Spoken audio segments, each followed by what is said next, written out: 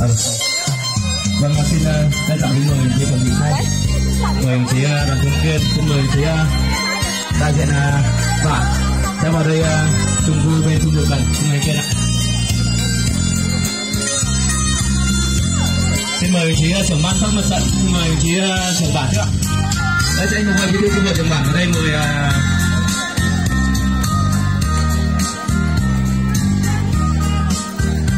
anh Tổng ơi. Mới lòng đen đọc không? Em vào đây con. Anh nó con mẹ đấy. Con mẹ bạn xuống đâu? Làm bao? Em chim.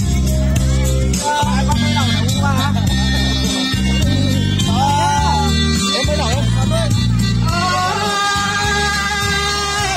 Mình nhìn thấy là hoa phong.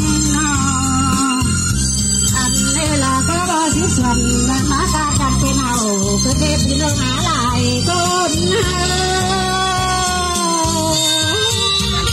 có cầu cho là má ca cam trên xuân cho nên nó từ nào là tới lại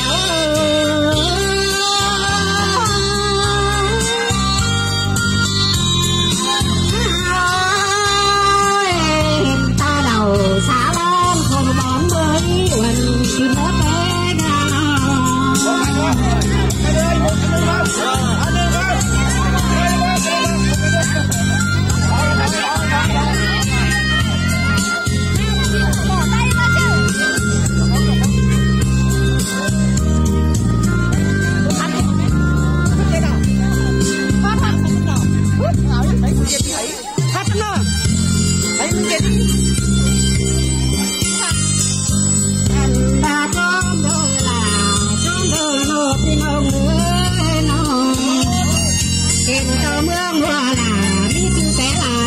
quá số mơ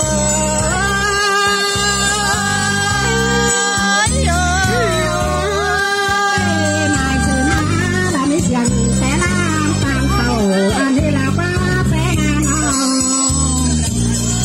ta ra cái tàu có chân hoài là có chùa nó quá thì nó là đến lại